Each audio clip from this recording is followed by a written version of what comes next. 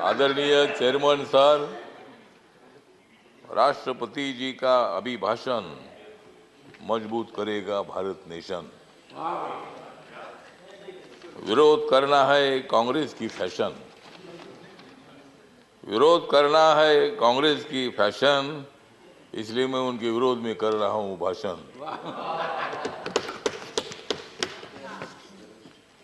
कांग्रेस वालों, जितनी बढ़ानी है उतनी बढ़ाओ दाढ़ी।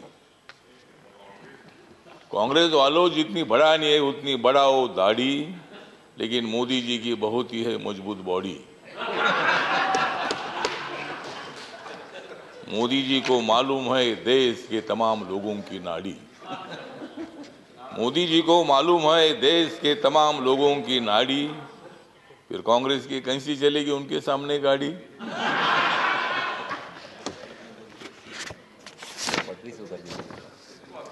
मोदी जी आदमी है खास, मोदी जी आदमी है खास, इसलिए उनके साथ है रामदास। यस। मोदी जी को विकास की है आस, मोदी जी को विकास की है आस, इसलिए राजनीति में हो गए हैं पास। कांग्रेस वाले हमेशा मारते हैं भास, कांग्रेस वाले हमेशा मारते हैं भास, इसलिए राजनीति में हो रहे हैं नापास। तो आज यहाँ माननीय राष्ट्रपति के अभिभाषण पर चर्चा हो रही है और कांग्रेस वालों का और अपोजिशन का आभार व्यक्त करता हूँ कि मतलब वो रोज वेल में आ रहे थे।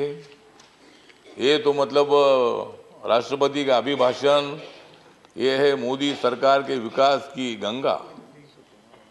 काय के लिए लेते हो उनके साथ पंगा?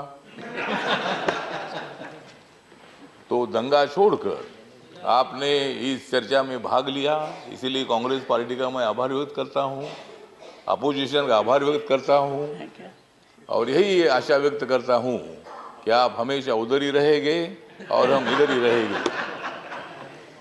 तो मतलब आप टीका करने के लिए, क्रिटिसाइज करने के लिए आवश्यकता है तो राष्ट्रपति जी का अभिभाषण जो है पॉइंट टू पॉइंट था। सभापति महोदय, राष्ट्रपति जी ने दलित समाज है, आदिवासी समाज है, ओबीसी समाज है, अल्पसंख्यक है, जनरल कैटेगरी के लोग हैं। मोदी सरकार ने जनरल कैटेगरी के लोगों को 10% आरक्षण देने का निर्णय लिया। मोदी सरकार ने schedule caste and schedule tribe का जो एक्ट है उसमें अमेंडमेंट करने का निर्णय लिया। मोदी सरकार ने मतलब बाबा साहब अम्बेडकर जी का जो मेमोरियल है, कांग्रेस पार्टी ने तो बाबा साहब अम्बेडकर जी को 2 बार हराया था। बाबा साहब अम्बेडकर जी को लोकसभा में आने का मौका नहीं दिया था, लेकिन बाबा साहब अम्बेडकर जी का 125वां जन्म दिवस नरेंद्र मोदी जी ने बनाया। बाबा साहब अम्बेडकर जी का फोटो सेंट्रल हॉल में नहीं था, जब वीपी सिंह जी थे तब उन्होंने वो फोटो लगाया। कांग्रेस पार्टी को उसकी भी जानकारी तो नहीं थी कि भाई बाबा साहब का फोटो जी सेंट्रल हॉल में बैठकर बाबा साहब ने संविधान लिखा। ड्राफ्टिंग कमेटी के चेयरमैन के नाते रात रात जाकर 26 अलीपुर रोड में बाबा साहब अम्बेडकर काम करते रहे और मतलब ये काम जयराम रमेश जी, ये काम आपने करना चाहिए था, लेकिन हाँ ठीक है ना, आपने किया नहीं, बाबा साहब अम्बेडकर जी को संविधान सभा में आपने लाया, लेकिन उसके पहले 2 बार बाबा साहब को हराया। मुझे भी शिरडी में हराया, इसीलिए मैं छोड़कर इधर आ गया। मुझे भी शिरडी ने आप लोगों ने हराया तो इसीलिए ठीक बात है। तो इसीलिए बाबा साहब अम्बेडकर जी के लिए संविधान बदलेंगे, ये बोलते हैं कि भाई संविधान बदलेंगे, कैसा बदलेंगे? हमने तो कांग्रेस को बदला है, संविधान क्यों बदलेगी?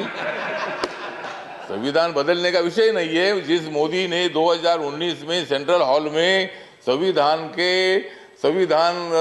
को माथा टेक कर उन्होंने शपथ ले ली है कि बाबा साहब के संविधान का भारत में खड़ा करूंगा, सबका साथ सबका विकास, इसलिए दिख रहा है यहाँ अच्छा प्रकाश। तो मतलब मोदी जी ने सबका साथ सबका विकास की भूमिका रखी है और आप चल रहे भारत जोड़ने के लिए। बाबा साहब अम्बेडकर जी ने और संविधान ने भारत को जोड़ ही दिया है। झगड़े होते रहते हैं लेकिन फिर भी हम एक हैं। यहाँ कोई पाकिस्तान का संविधान हमारा तो नहीं है, यहाँ कुछ भी हो जाएगा लेकिन देश टूटेगा नहीं। जम्मू कश्मीर भी हमारा है। अभी हमारे साथी बोल रहे थे कि 370 को हटाया है। पहले हमने कांग्रेस को हटाया, फिर 370 को हटाया। तो इसीलिए मतलब हटाने का विषय तो नहीं है।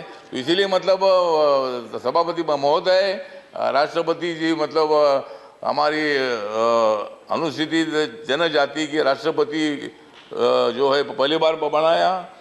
मतलब शेड्यूल कास्ट का जो राष्ट्रपति है नरेंद्र मोदी जी ने बनाया, आपको भी बनाया, मुझे भी बनाया।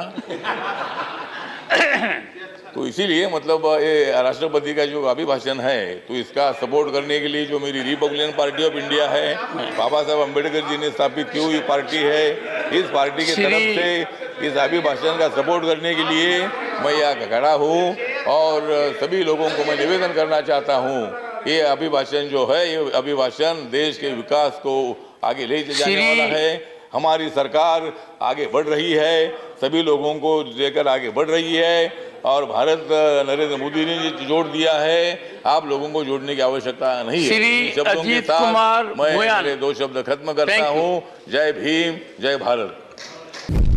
आप देख रहे हैं सक्षम न्यूज इंडिया, सबसे पहले सबसे तेज।